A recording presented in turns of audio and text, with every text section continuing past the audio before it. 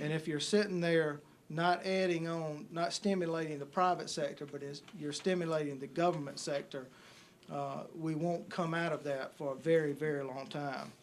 Congress passed pay-as-you-go. They passed pay-as-you-go, and that's the last you heard of it.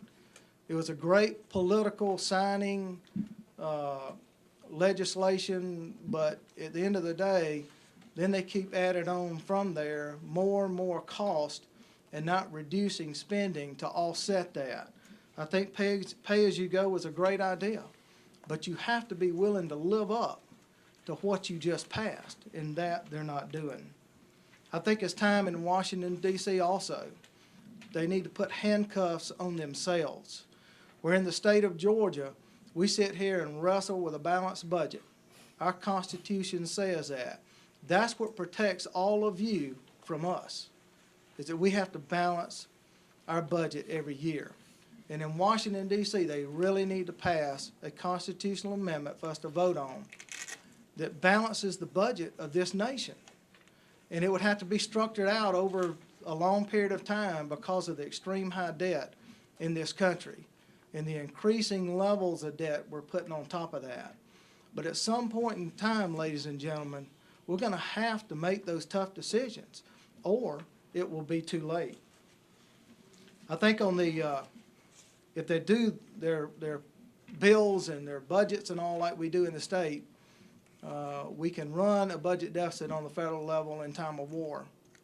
But on the war funding bills, there should be no amendments that deal with anything other than war funding. And in Washington, D.C., they tack amendments on everything, not even dealing with the subject matter, which there again does not protect the citizens from them. I'd just like to say that it's, we've got China for the last 3 months in a row have reduced their purchasing of the United States Treasury debt. Well, if they reduce their purchasing, they've done it 3 months in a row, if they reduce that, somebody else is going to have to pick it up.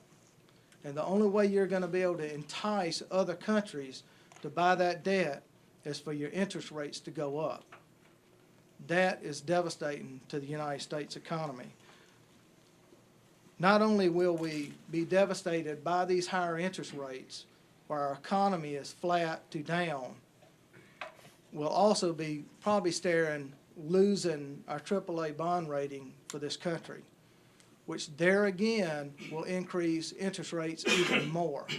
Our deficits will explode at a time when our economy is not producing jobs and revenue. These are very dangerous times. These are very dangerous times to bring on an entitlement program like we brought on last night. The President and Congress still has time to stop.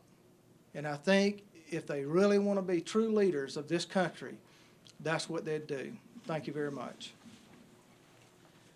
Senator Judson Hill, of course, has had a number of pieces of legislation aimed specifically at health care. I'm going to let him speak for just a couple of minutes, then we'll have Senator Seabaugh speak on the issue of cap and trade, and then we'll take questions. Thank you very much for being here. You know, last night the passage of this government-run health care legislation may go down in history as one of the biggest policy failures we've ever had. America was founded on the principles of freedom and individual liberty. And with their vote last night, they've clearly abandoned those principles. The President and Congress have abandoned those principles.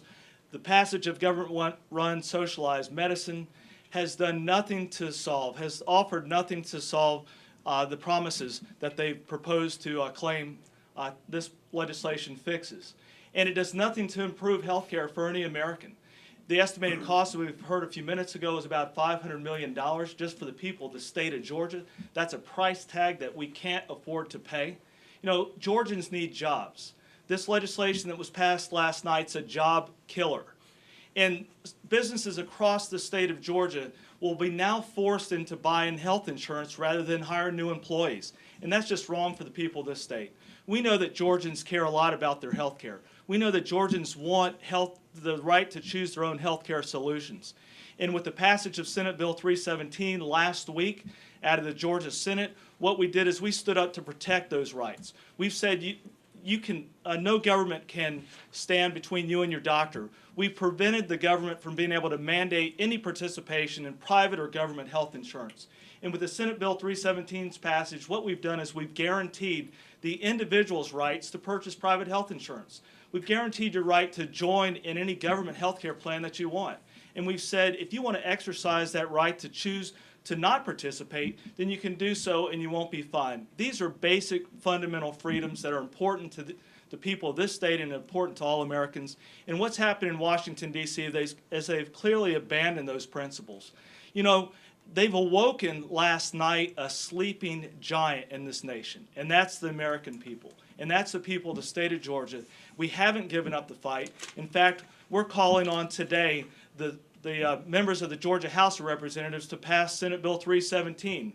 And today they have also before them House Resolution 1086, which is a constitutional amendment. Our constitutional amendment proposal failed in the Georgia Senate last week. It's still alive, and I'm calling on the members of the Georgia Senate on the other side of the aisle, the Democrats, to join together with us and stand for once with the American people and with the people of this state. People need jobs in this nation. We're calling on the people, the members of the House of Representatives, all together, Republicans, Democrats, and independents, to join together and protect the rights of individuals in this country. And we're also calling on them through Senate Resolution 829. We're calling on our Attorney General, who has failed to stand up for the rights of all Georgians. We introduced legislation months ago to do so. We've joined together and sent, with these men and women in the Georgia General Assembly and the Georgia Senate, we've sent our Attorney General a letter saying, please prepare this state to address the unconstitutional portion of the legislation that's passed. The pertinent question is not whether we have the right to do what we're proposing to do. Excuse me. The pertinent question is whether a federal takeover, a federal mandate that everybody buy health insurance is constitutional in and of itself.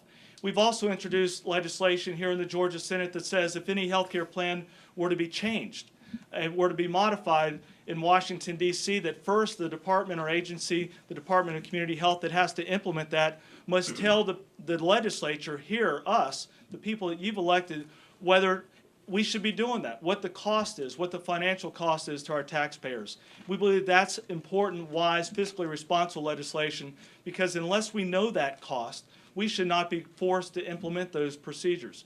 So what we're doing here today is standing united to say we don't want to be mandated to be forced. We don't want to be forced to choose. Apologize. We're standing here today to say we want to stand up. We don't want to be mandated that we have to buy any health insurance.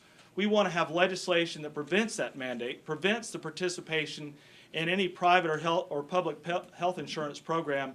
And we're standing united today to say the people across the state of Georgia do have legislators that are listening to your voice.